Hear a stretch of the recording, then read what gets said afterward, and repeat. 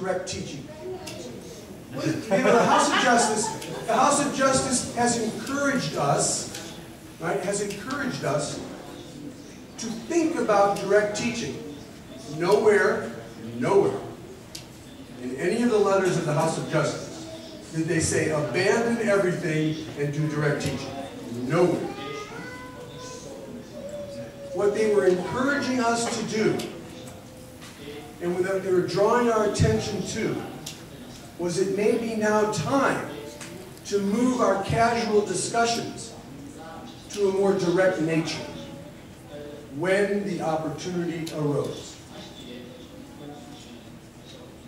And what did we do?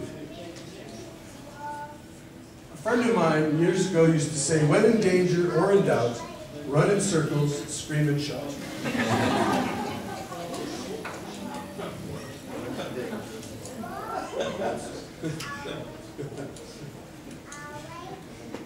Direct teaching is a bold assertion of the fundamental verities of the faith.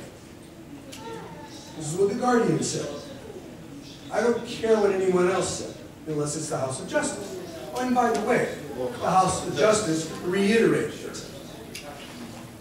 I really don't care what you think, and I don't care what I think. I care what the guidance says, because that's what I ought to be able to align myself with. A bold assertion of the fundamental verities of the faith. So if I were going to go direct, if I was going to have a direct teaching engagement with someone, must I absolutely mention Baha'u'llah? What do you think? In direct teaching, yes. Direct teaching. I must mention Baha'u'llah. We have one person says yes, and one person says no. Shall we take a vote? No, we're not going to vote.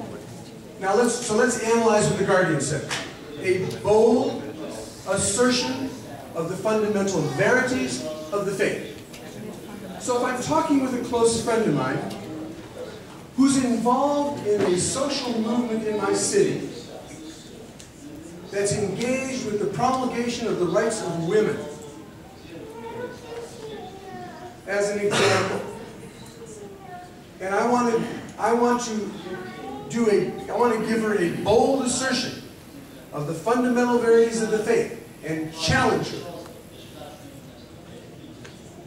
and do a direct teaching engagement. I might say to her, you know, you are passionately concerned about the rights of women. Why haven't you investigated what the Baha'is are doing worldwide to advance the equality of men and women? Don't you think you ought to know about that? Don't you think you ought to know what the Baha'is are doing and why they're doing it? Because this is a fundamental principle of our faith. I think you ought to get off of where you're at, wherever that is, I wouldn't say it necessarily like that, and find out. Come and find out what Baha'u'llah says about it. Come and find out what the faith says about it. Because if you're serious about this, you ought to want to know everything that's out there. Now that's pretty challenging to some. That is pretty direct. That's a bold assertion of a fundamental verity of the faith. I can do a lot of other things. We cannot compartmentalize direct teaching into one method. The House of Justice is clear about this. Read the last several letters. They're clear about this. I'm not saying to say, I believe in equality of men and women, it has nothing to do with my faith. I'm not saying that. You don't dismiss the fact of where it comes from. Because you're trying to challenge someone to investigate the faith. If they want to know about the elimination of prejudice and racism, well then find out what the Baha'i writing said. If you're serious about it, shouldn't you want to know? Anyone who's serious about race relations in the world must read Martin Luther King. Right? You must. If you're serious about it. Why? Because he's known for it. He stood up for it. He challenged his community for it. If you want to know about it, you don't have to agree with them, but you have to investigate it. Why aren't the people involved with race relations investigating the Baha'i faith? We've been involved in it since the early 1800s, middle 1800s. Right? So why can't we challenge our friends to do that? I'm not talking about challenging them to become a Baha'i. I'm challenging them about the fundamental verity of the faith to investigate it. Look what the Baha'is have done and are doing. The first race amity conference in the world, held in Washington, D.C., at a time when it was the most racist community in America. Baha'is were there first. First. You know Dorothy Baker? You've heard of Dorothy Baker? Have you ever heard of Uncle Tom's Cabin? Written by her grandmother, Harriet Beecher Stowe, whose daughter was Mother Beecher, was the first Baha'i in the family, who was Dorothy Baker's mother.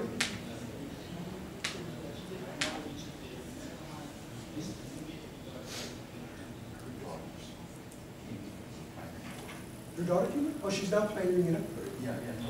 At 89 years old, she came here. Her daughter, Dorothy Baker's daughter, was here. She just left last year, 89 years old, to go pioneering to Where? Ecuador. Change your name to Ella. 89 years old. I saw her before she left because she was living in Texas. Wonderful lady. Wonderful, wonderful lady. We have to, I'm not telling you what is good and what is not good about direct teaching. Please don't think that. What I'm suggesting to you is widen our horizons. Open our vision. Read deeply and reflect deeply what the House of Justice is asking us to do. What the beloved guardian is asking us to do. Just because I'm saying something, just because a board member is saying something, just because a member of our National Assembly is saying something, just because a counselor is saying something, is not law. The law of the faith is written.